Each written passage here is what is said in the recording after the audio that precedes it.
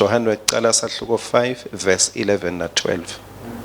Bufakazi ngulobu ukuthi uNkulunkulu wasinika kuphila lokuphakathe nalokuphila kusendvotsaneni yakhe. Wonke umuntfu lonendvotsana unekuphila, kanti lo lode indvotsana yaNkulunkulu ude kuphila. Umuntu lonendvotsana unekuphila, kanti umuntu lode indvotsana yaNkulunkulu ude nekuphila.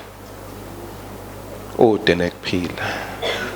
uNkulunkulu ke lobona la kunekuphila khona, futhi uNkulunkulu lobona la kude khona kuphila. Kumbe ngingabekisa tikhashana ngekuthi umuntu makafika la emhlabeni kukhona labaniketwe emagunya ukuthi bangabhala kube nesitifiketi lecertify ukuthi bani watalwa, lo mhlaba sewunabani. Makubalwa tinombolo tebantfu eSwatini neyakhe inombolo ibe khona. Makubalwa tinombolo tebantfu emhlabeni naye abalwe ukuthi ukhona, certified. Masafa futhi noma labanye bethu beva ukuthi hayi umuntu makafa ugucula emehlo bese abamhlophe, kepha you are not certified ukuthi ungahambe utshela abantu ukuthi sewufile bani, noma ungasho kudzingeka umuntu lonemagunya wetempilo, dokotela lotawucertifya ukuthi bani sewufile. uNkulunkulu lodale umuntu wamphefumulela, wawele esonweni, wathumela Jesu. Sewuthi ke kuphila ke nyalo kusendotsaneni, umuntu makemukela le ndotsana wemukela lokuphila. Only God can certify you to have life. Mangabe uNkulunkulu akulandulela akunenzaba ungathi hayi ngiyaphila ka 100 times. Mangabe nje uNkulunkulu athi mosa awunayo indodzana, kusho ukuthi awuphili ngisho uphila. Awuphili ngisho wena ungathi uyaphila. Lithi ke lonendvotsana, wonke umuntu lonendvotsana unekuphila. Wonke umuntu lonendvotsana unekuphila. Lokuphila kusendotsaneni. KuJohane sahluko 20, ngicela sizubele lapho sitabuya kulo 335. John sahluko 20 verse 30 na 31. Jesu wenda tibonakaliso letinyenti embi kwebafundzi bakhe letingakabhalwa kule ncwadzi. Leti tibhalelwe kutsi nite ukholwa ukuthi Jesu nguKristu indvodzana yaNkulunkulu. Yes. Nekuthi ngekukholwa kwenu nibe nekuphila ngelibito lakhe. Lendzaba yekukholwa baye bathi bantu indzaba inonile, inonembamba. Lendzaba yekukholwa kuthiwa makubhalwa leti bonakaliso lokuthi Jesu wendeni, Jesu uthiteni, kuthiwa bekubhalwa kwakhethwa ngoba kunengi lebekungabhalwa. But lolo kubhaliwe kubhalelwe ukuthi umuntu akholwe bese uba nekuphila lokuphakathi. Bese uba nekuphila lokuphakathi. Bese uba nekuphila lokuphakathi. Makukhona lekumele sibe nesiciniseko ngako lilanga ngelanga, ngetulu kwekuya esontweni, ngetulu kwekuthandaza. Kumele sibe nesiciniseko ukuthi lokuphila nginako. Ngalama emagama Jesu nginaye. Ngiyakholwa ukuthi uyindodzana yaNkulunkulu lophilako. Uyindodzana yaNkulunkulu lophilako. Kumbe nani nike nabanayo inhlanhla yekujike airport njengami. Ngigcine ngekuyibona indiza kepha ngijike ngibuyele ekhaya. Leni kumbe kulamahlandla ngisuke ngiphekeletele umkami yena unelithikithi mina nginelithando naye noma ngangithanza kanganani umntwana ebantu kepha nje indiza mase imthatha iyamthatha ngisale ababuti nekubuta ukuthi lena akana umthanzi yini abambuti lena nje bafuna lithikithi indzaba yokuthanzana ayisebenzi le kusebenza lithikithi yebazalwane uyathi singathanzana sihlale ekhaya linye siye sondo linye kepha mzukwana labangcwele ba take off kutakwendeka kube goodbye forever kuyakwendeka kube goodbye forever kuthi uyathi besidla liphalishi sishiyelana but nyalo sekufuneka labanendothana sekuhamba labanendothana uNkulunkulu uyasinika lithuba lekuthi nathi singakholwa ukukholwa kwethu asikholwa idoctrine sikholwa nguJesu kuthi indodana yaNkulunkulu asikholwa sifundziso saJesu sikholwa nguJesu kuthi uyindodana yaNkulunkulu lethi ke livi laba labakholwa nguye lo Jesu lo nako kuphila kubo nako kuphila kubo lokuphila lokuta ngalokukholwa kungenteka kube dramatic but akufuneka ukopetela talabanye kulabanye nje kumbe ku TV uyababone bachachate so bese wena uza ngakholwa njani ngoba mina ngichachatelanga akubangwa ukuthi uchachatele kanganani noma urole phansi kanganani wakholwa oh hallelujah thank you Jesus wakholwa it's an effortless exercise no effort kude lekumele ukwenzami akamele umemete kakhulu ugicike noma ukukhale wakholwa enhlitweni yakho lithi nako kuphila sekuwe nako kuphila sekuwe so lokukhulu ke esiphethene sekuphila kwethu kuya ezulwini kuphuma ekufeni it's simple kuyi ngekuthi bo understand yini salvation kuya ngekuthi ukholiwe nguJesu ukholiwe nguJesu the significance of the son of God niyabona ke bazalwane ukuthi lizulu liyavuleka ngaJesu lizulu liyavaleka makude Jesu John 3 verse 34 na 35 ngobe lowo lothunywe nguNkulunkulu ukhuluma emavi yaNkulunkulu ngoba emoya akaniki ngesilinganiso uyise uyayithanza indvodzana waniketa konke etandleni tayo uyise uyayithanza indvodzana unikete konke etandleni tayo kude lo ngaba nako ngaphandle kwaJesu ngoba konke kubekwe etandleni taJesu konke kubekwe etandleni taJesu uyise uyayithanza indvodzana waze wabeka konke etandleni tayo kuba seRoma sahluko 8 verse 32 yena longazange ayigodle indvodzana yakhe kodwa wanikela ngenxa yethu sonke pho akayewusinika yini tonke timvo mahala kanye nayo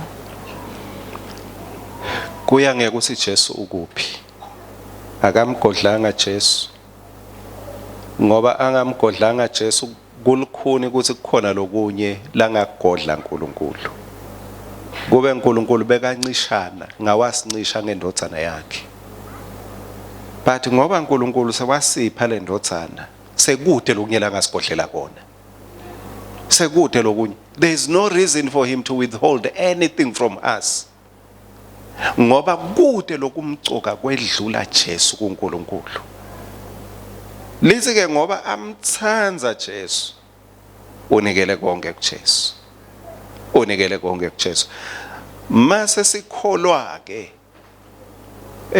sibese sifika njani kuloku konke lokhu kuJesu.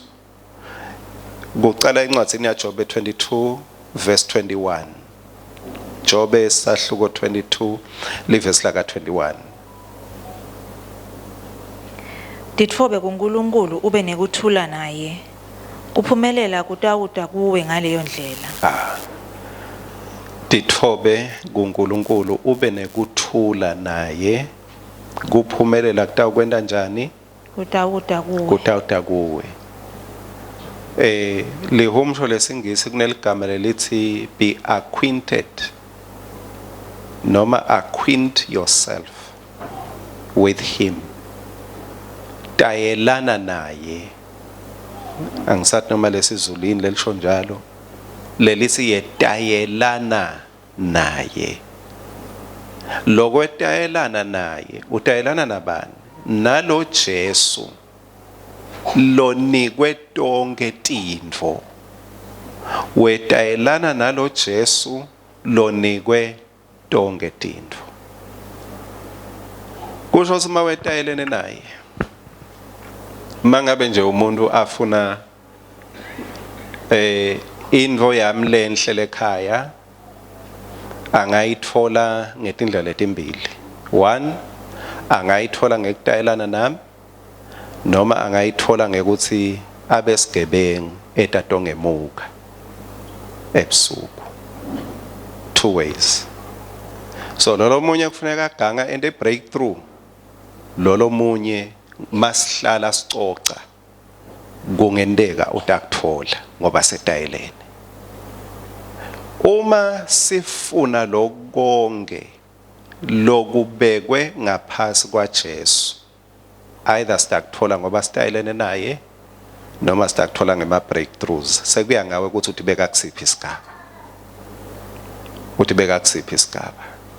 Tayelana naye khona kuthula, khona lokuhle kutawukuta kuwe.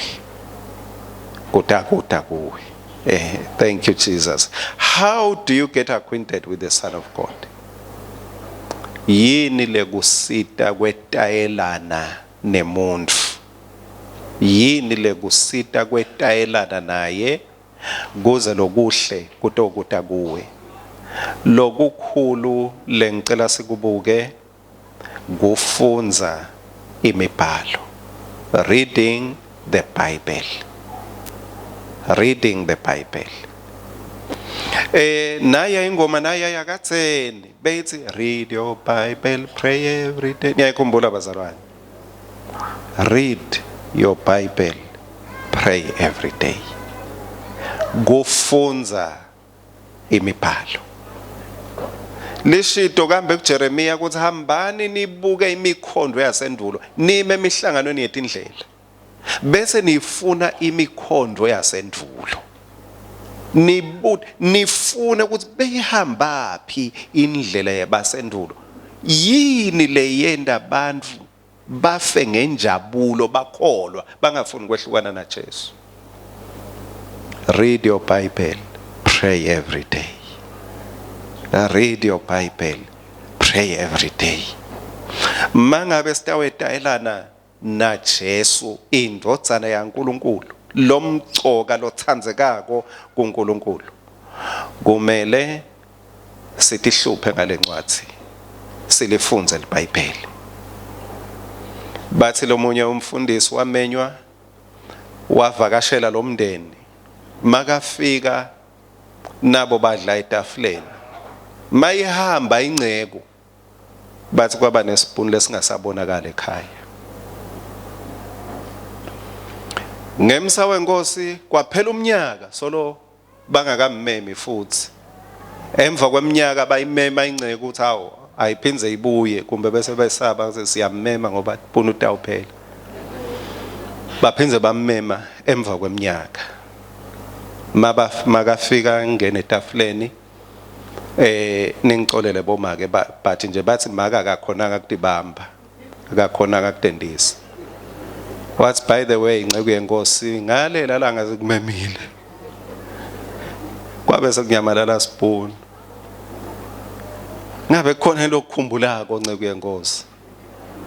Wathi umfundisi ngasifaka eBhayibhelini lokusho ukuthi leli Bible sekuphela umnyaka kude lolivulako. Read your Bible, pray every day.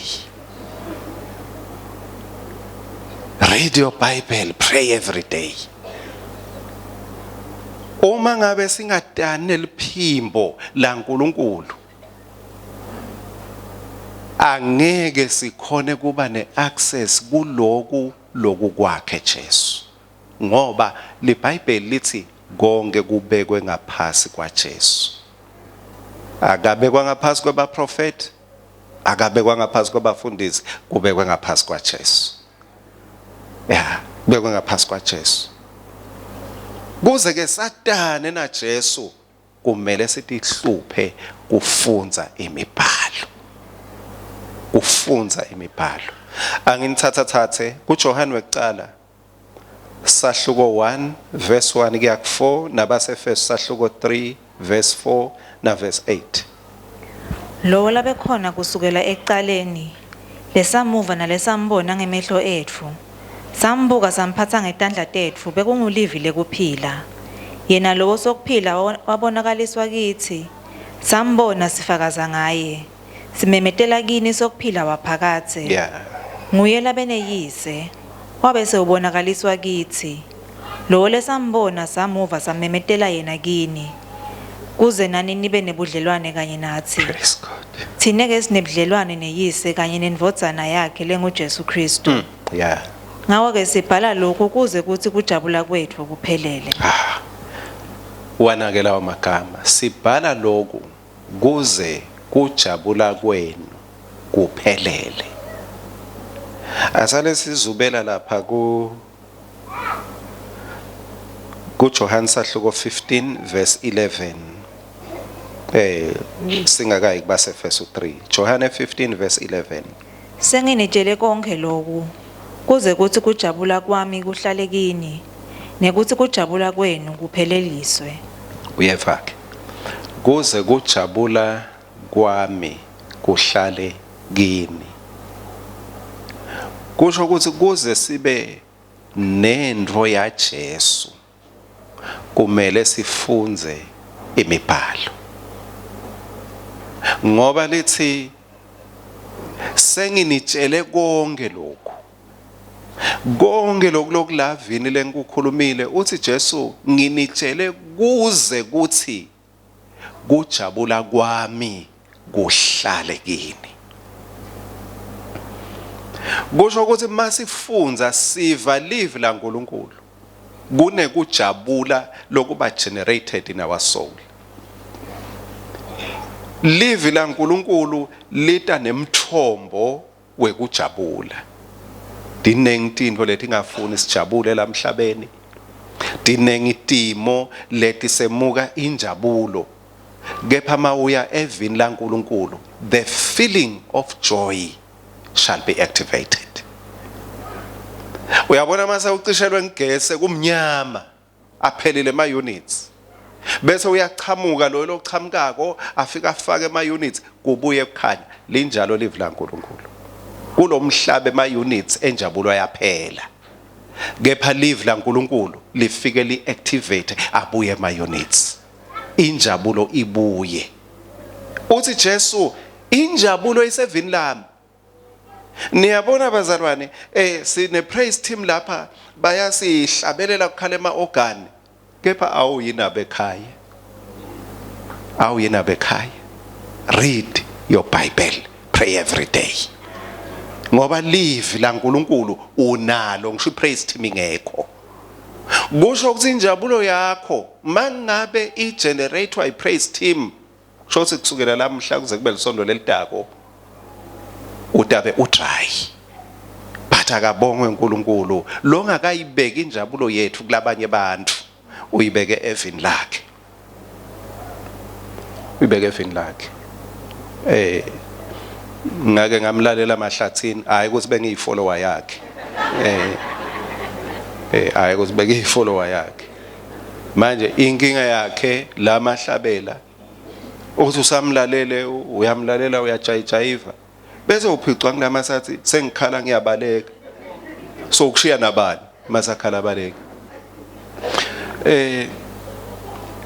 Umntwana bani masa kushiya estation nje sekakhalabaleka kanti bewuthi uta kahle emva kwakhe bese usokhala uyabaleka uyabona ukuthi kwethemba umuntu ukuthi akushiya unethi nyembeti masakhalabaleka. Akabongwe uNkulunkulu losinike imibhalo lengakhali baleke. Uthi uNkulunkulu kuloyo mbhalo ngifake spoon sakhe senjabulo sila. Ungalingisi-ke lo mndeni lo wahlala nespoonu siseBhayibhelini. Injabulo yethu isembhalweni. Ngacishe ngahlabela athi le njabulo esinayo ithola ngokuzaku le njabulo esinayo itholakala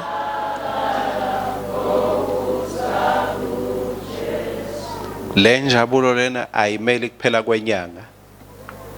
Inyanga iphelile ayikapheli. Bakubhadela bakakubhadali laba owakho. Le njabulo ayibangelwa ukuthi uthandwa ngibani wenyanywa ngibani. Yelive iyaphela. Kepha lezi ithole embhalweni ihlale igobhoda njengemfula wemanti. Lengeke ize ivaleke. Let this joy come from within you, wells of joy. Imithombo yenjabulo ichamuke ngekhathi, not from without. Ngoba lechamuka ngephandle iyoma. Kumbe nje usihleti la Nkosi yami uyawushaya wani ukhona lokuthembisile wathi hayi mzala ngidakuthengela lamhla ilunch ungahlupheki. Lamhla ilunch ithengwa ngini. Utawuthuthi uyaphuma uvashaya mzala ukhanze mama isikole lang 5. Abese kushayela mzala athi mzala sengime kabi.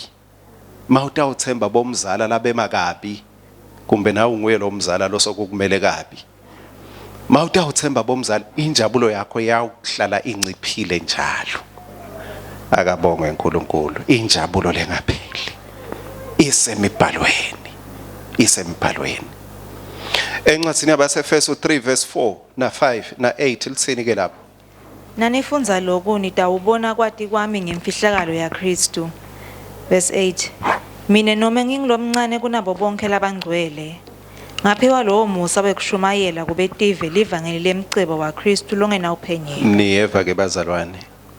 Mine sengiqala kuye lo 8. Mine noma ngingilomncane kunabo bonke ngaphiwa ini?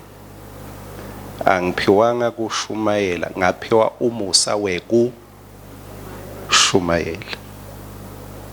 Ngaphiwa umusa, ngiphiwanga certificate sekushumayela, ngaphiwa umusa wekushumayela. Injabulo iyeta ngelive laNkulunkulu malishunayelwa. Uphinze uthi umpostoli Paula manifunza kulo verse 4. Manifunza khona le ndawo wathi kukhona le ndawo kubona. Nanifunza lokhu nitawubona. Makabongwe Jesu. Nanifunza. Kusho ukuthi kumele sibe bafunzi kuze site ukwati lendvodzana yaNkulunkulu. KuJohane sahluko 14 verse 26 na Timothy wesibili sahluko 2 verse 7. Kepha umeluleki moya longcwele babela tamthumela egameni lami. Utanifundzisa konke. Anikhumbute konke lenginitshele kona. Oh praise God. Moya longcwele utanenda njani? Utanenda njani bazalwane? Utanifundzisa kokungakhi konke. Utanifundzisa konke. Kusho ukuthi kumele inhlito yethu sibe bantu enhlitweni yethu singatitsheli nje ukuthi hayi ngingumzalwane ngilikholwa, but utitshele ukuthi ungumfunzi. Moya longcwele utakufundzisa konke. Moya longcwele utakufundzisa konke. Angathi noma bengivakahle yini labanye bothishela bathi hayi noma uyede eklasini noma uthi mina imali yami ngidayithola ekupheleni kwenyanga.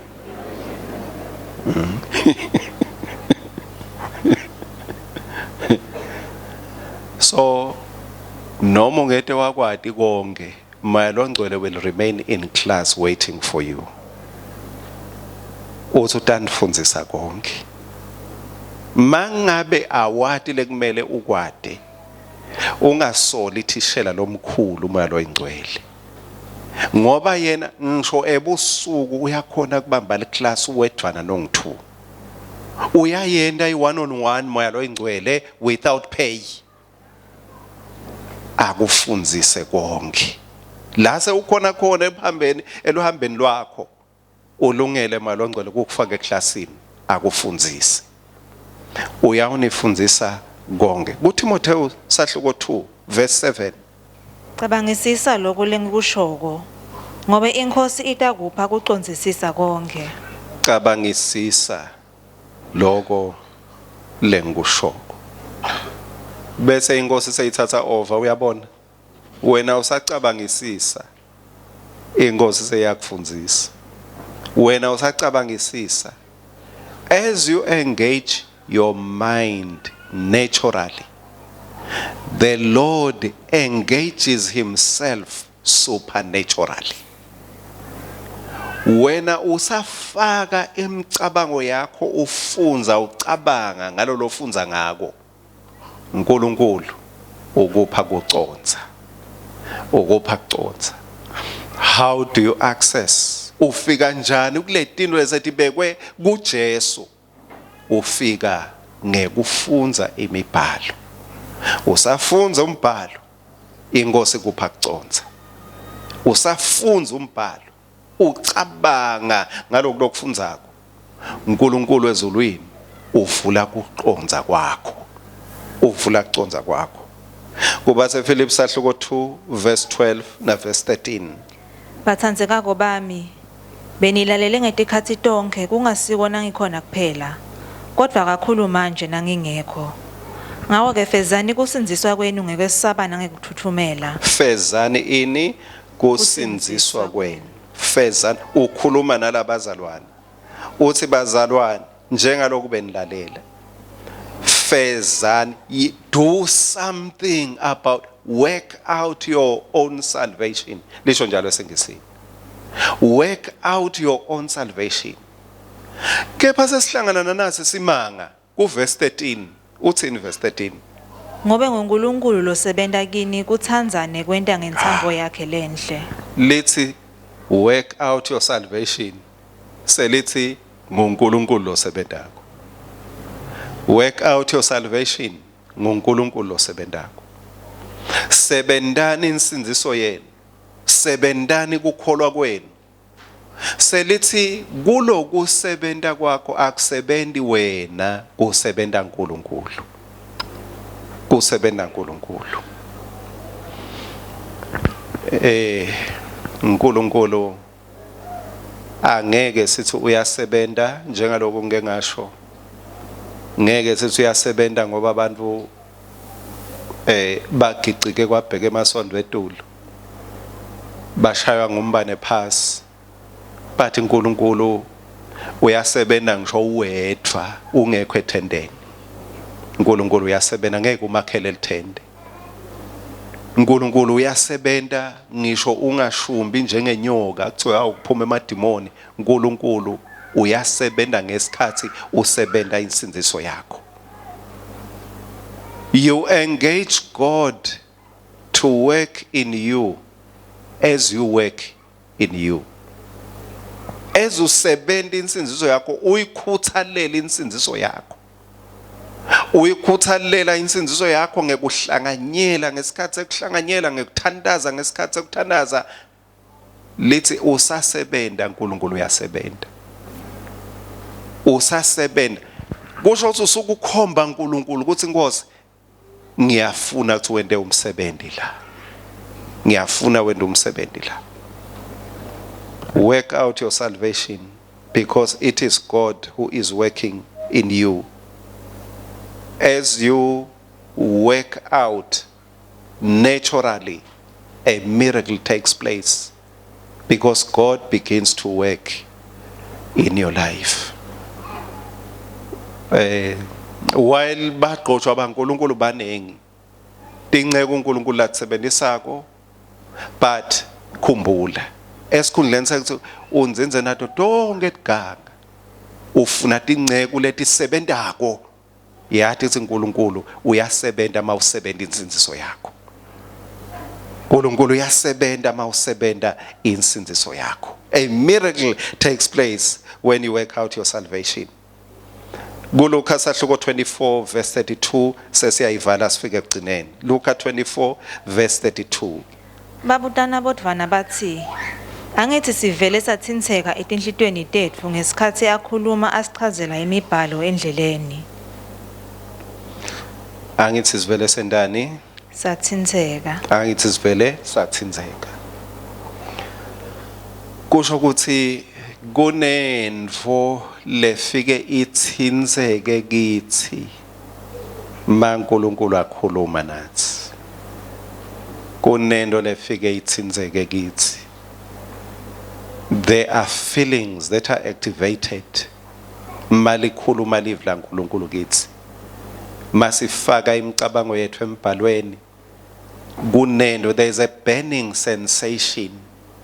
Uthi kubangwe yini inhlito yethu ngesikhathi akhuluma ingathinzeki, ngoba ngesikhathi akhuluma ngabe sivele sathinzeka. Yeyi kunekuthinzeka yebazalwane lokwendeka uwedwana. Sesahlushwa kubunanzi nje bekuthi kube nebantu abatawuthi amen. But kunekuthinzeka lokwendeka uwedwana. Uthi amen kuNkulunkulu uwedwana. Uthi mnca uwedwana yakhumbula abantu abadala lokwa mabandondomela banca. Thank you Jesus. Hallelujah. Kunekuthinzeka lokwendeka uwedwana. Uvene mnca, oh thank you Jesus. Uwedwana awudzingi bandla, awudzingi labantu akushayela tandla, uwedwana kunendo lethinzekako. Useva uNkulunkulu akhuluma nawe. Bathi laba kwendiwe yini singathi mncwa asakhuluma nathi? Ngoba Jesu makhuluma kukhona lokukhwebukako enhlitweni. Kunesithwathwa lesincibilikako. Kuneluvalo loluphelako. Kunenjabulo lecubukako. Kunesibinzi lesivukako. Kunekukholwa lokuvukako. Ngikho kubase Roma 10:17 lithi kukholwa kuyeta ngekuva live la uNkulunkulu. Kumnanzi kuva tiki tekholwa tihamba tisonzela kuwe. Tisonzela solo tilalela lelive lolishoko. Kuthi ngenxa yaKristu nginemandla kwenta konke. Kukholwa kuhambe kuhle kuma. Mawuthula nako ngathi kuyema. Mawukhuluma livi kuthi ngiyeda ngoba ku responda to the word. Kuva livi ukholwa. Mawulifunza live la uNkulunkulu likwenda ube participant kule tinvo le little Bible konke kubekwe kukwaJesu, kubekwe tinyaweni takhe. Everything belongs to Jesus. Kuze ube nako ke le tinvo lanato Jesu bani ngumfunzi welive lakhe. Feelings of joy. Read until your faith rises up. Read until there's a burning sensation. Ungayi nemizwa yakho. Don't take your feelings into the word. Get your feelings from the word. Don't use the word to prove your feelings. Let the word define your feelings. Akubelieve la uNkulunkulu lelichaza what you are feeling. Kungabi nguwe lothi hayi nakule nguvako kusevini. No, it should be the other way around. Akubelieve lelikutshelako about what you are feeling. Ema feelings akho awa activate livi la uNkulunkulu ligama lenkosi kalibongwe. Thank you Jesus. Sisasukuma incwadi yaPetru ekuqala sahluko 2 sesimile siyathandaza. Jesu Kristu Nkosi yobuthu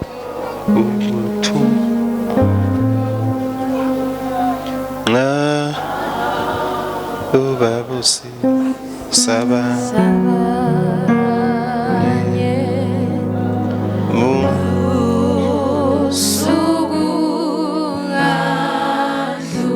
simela phathine kusekuthandazeni kwethu tonke into dibhaliswe ngaJesu. Ngiko kuthiwa niyawucela noma yini egameni. Tonke dibhaliswe dayelana naye lo mnikati wedinto tonke. Mathi ngelivi lakhe khona indlela yakho iyavuleka leya kule tinvo Jesu lanato ngoba naye akanato for himself but he wants to share with us. Ufuna kusihlephulela. Petru ekuqala sahluko 2 verse 1 na 2 uthini? Ngako lahlani bonke bubi nebucili bonke nekutendisa nemona nako konke kuhleba njengebamphana labasanza kudalwa langadelelani lubisi lwamoya lolihlandekile nalo lungakabhicwa nalutho lolu livi la uNkulunkulu. Amen. Lentawuthi ngekulunatha nikhule nize nisinziswe. Amen. Amen. Yes. Umthanazo wami uthi kwangathi uNkulunkulu bekangavuselela lezili yelivi lakhe.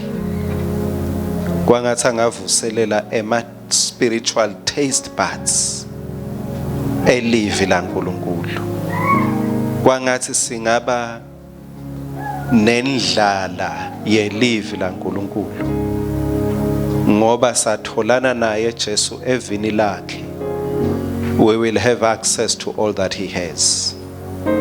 uNkulunkulu akanamona kepha ngithi lekumele ukuthi sitifake stilahle ekwatini lendvodzana leniketwe konke. Ngicela ukuthi sisathandaza siqimetile. Ngicale ngana ngiyale lengicale ngaye ekuqaleni lokholwako unekuphila lokuphakathi. Lo nendvodzana lokuphila lasiphakona uNkulunkulu kusendvodzaneni. Ngeke ukuthandaze ngeke ukuhlabele kusendvodzaneni kuyemukelwa. Oh hallelujah, hallelujah. Thank you Jesus. Kuyemukelwa. Kwemukela Jesu kwemukela kuphila. Kwemukela Jesu kwemukela kuphila. Uqala impilo lensha mawuqala uthi Nkosi Jesu ngiyakwemukela. Awudzingi drama, awudzingi kwate emavesi, awudzingi kuva anything. Makukhona lokho awukuva thank you Jesus but awudzingi kuva anything. Ngoba kukholwa kuta ngekuva livi la uNkulunkulu. It does not come through our feelings but it comes through the word of God. Lokhu kubhaliwe kuze kuthi nikholwe ukuthi Jesu yindvodzana yaNkulunkulu lophilako. Ngekukholwa ukuthi Jesu indvodzana yaNkulunkulu lophilako uthola kuphila kwasezulwini. Uthola kuphila kwaphakade. Kumbe ukhona lamhla lokusimile sengifika ekugcineni. Lothi mfundisi ngicela lokukholwa ngilendvodzana lokuta nekuphila lokuphakathi kubonakale kimi. Thank you Jesus. Ngiyasemukela lesipho sekuphila lokuta ngaJesu. Bengingaba nako ukuphila lokuta ngeliphalishi kepha ngifuna kuphila lokuta ngaJesu kuphila lokuphakade. Ngicela uphakamise isandla sakho sangesekudla mangabe la ukhona uthi ngifuna kuphila lokuta ngaJesu kuphila kwaphakade. Amen. Thank you Jesus. Ukhona inhlosho njalo lamhla uthathe lesibinzi ulule isandla sakho kakhulu sangesekudla. Sesiyathandaza egameni lenkosi. Thank you Jesus. Bothishela ningibonele bantwa bami. God bless you. Bantwana bami baphakamisile. Oh. uNkulunkulu uyakwati kwenta umsebenzi. Ngisho ungathi wena ukuthi wendani. But uNkulunkulu uyakwati kwenta umsebenzi. Lophelele nalomangalisako. Lophelele nalomangalisako. Inkosi kubusise. Inkosi kubusise usaphakamise sakho sandla lapho. Inkosi yemusa yenda lo msebenzi lophelele nalo wethembekile. Babe longcwele kunalabancane kunalabasha belo letandla dabo ngoba bevela ivi lakho. Maye Nkosi siyabonga ngoba wena uthe lovala ivi lakho. Wangasho ukuthi makanganani makwendekeni kungakendekini. Wathi lovala ivi lakho. So uphumile kufeni. Lokholwa nguwe so uphumile kufeni wangena ekuphileni. Siyakubonga lokuphila Nkosi lokuthi angekholwa nguwe. Kalithunyiswe Nkosi ligama lakho as you impart life kulabo labavule inhliziyo yabo lamuhla. Ngikhulekela Nkosi ukuthi kulabo labangcwele bakho eluhambeni lwabo iappetite yelivi lakho iphinze ibuye. Thank you Jesus. Singabi njengananguya lo wahlala iBhayibheli lakhe umnyaka wonke solo lingafundwa. Ngiyacela Nkosi ukuthi lencwadi ingesuke emlonyeni wethu. Ingesuke emehlweni. Sihambe siyozindla ngayo ngoba sisazindla wena uyasifundzisa. Sisazindla wena usipha kuconza. Sisazindla wena usikhomba iaccess into what you have. Siyabonga uNkulunkulu longcwele to share your inheritance with us. To share what you have with us. Ngekwelivi lakho. Uthula kwakho ngiyabonga Nkosi ukuthi it is imparted upon us as we partake in your word. Sahlanganyela evini lakho sithola kwakho. Sithola injabulo yakho. Kalibonge Nkosi ligama lakho.